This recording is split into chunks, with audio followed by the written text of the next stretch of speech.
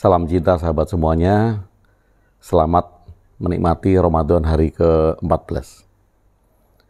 Hari ini agak sedikit capek dan kalau lihat muka saya, ngantuk dalam posisi sekarang saat membuat video ini. Tetapi kembali lagi karena niat awal saya adalah melatih disiplin dan komitmen saya untuk membuat video setiap hari selama Ramadan, maka saya lakukan. Tadi pagi, saya melakukan perjalanan yang lumayan agak jauh, muter-muter dari Jogja, kita ke Kulon Progo, kita survei tempat di Boro, kemudian ke Sleman, lalu ke Kaliurang, sampai ke Desa Penting Sari, kemudian balik lagi ke Jogja. Nah, lumayan capek dan senang, walaupun ngantuk, saya ingin menemui sahabat-sahabat semuanya dalam satu bentuk pertemuan virtual melalui video ini agar kita tetap dapat menjalin persahabatan yang hangat. Nah, saya tadi cerita-cerita sama ponakan saya, Abi, yang sering menemani saya.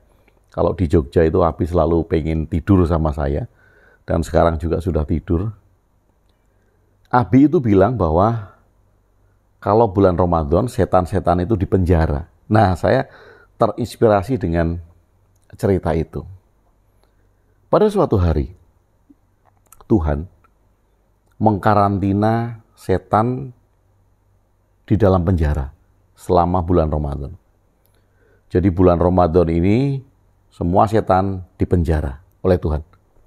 Nggak keluar.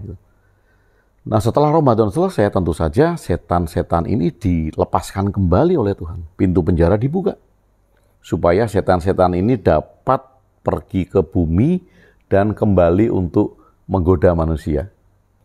Pada waktunya, karena sudah selesai bulan Ramadan, maka Tuhan membuka pintu penjara. Seharusnya setan-setan ini kembali ke bumi untuk menggoda manusia. Tetapi setan-setan ini nggak mau. Dia memilih untuk tetap berada di dalam penjara. Wah, bingung Tuhan. Karena nggak ada lagi yang menggoda manusia, nggak ada lagi dinamika di bumi, karena nggak ada setan. Rapatlah Tuhan dengan para malaikat. Diajak rapat, ini mengapa setan-setan tidak mau kembali ke bumi. Maka ada salah satu malaikat yang usul bahwa dia akan turun ke bumi melakukan investigasi, mencari data dan fakta. Mengapa setan tidak mau kembali ke bumi. Nah, singkat cerita, setan ini sudah mengumpulkan data dan fakta. Ada apa antara manusia dan setan sehingga setan memilih untuk tetap berada di penjara Tuhan dan tidak mau kembali ke bumi. Akhirnya semua data dan fakta dibawa di hadapan Tuhan.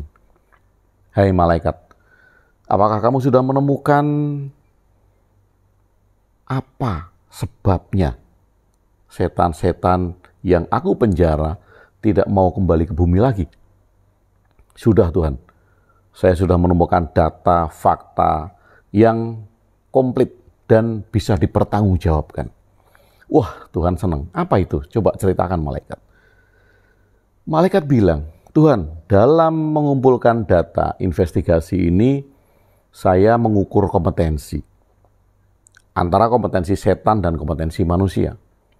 Dan ternyata saya menemukan sebuah data yang mencengangkan.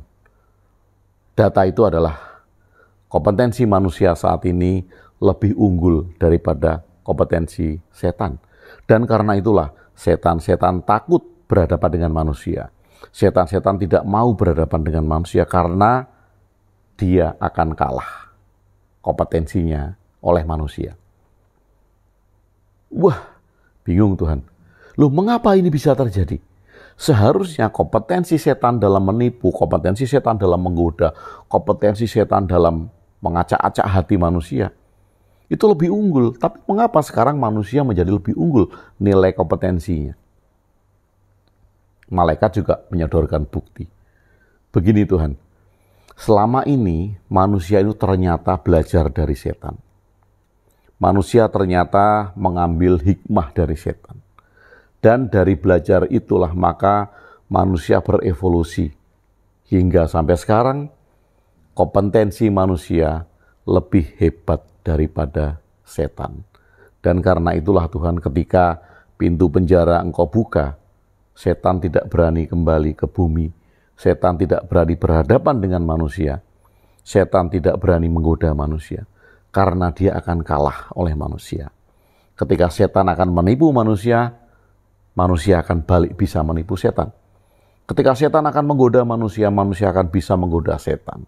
Ketika setan akan mengajak manusia, malah justru setan yang diajak manusia. Manusia sekarang sudah berevolusi, Tuhan, sehingga kompetensinya sudah melebihi setan. Tuhan bingung. Dan sampai sekarang, Tuhan tidak menemukan jawabannya. Tuhan juga tidak bisa mengarahkan setan untuk mengalahkan manusia. Karena saking canggihnya manusia, saking pintarnya manusia, dan ternyata kompetensi manusia lebih tinggi daripada setan. Sahabat semuanya, salam cinta dan bahagia, selamat menikmati Ramadan hari ini. Mudah-mudahan cerita ini bisa membuat kita ceria dan setidaknya tersenyum atas kompetensi manusia yang menangkan atas kompetensi setan.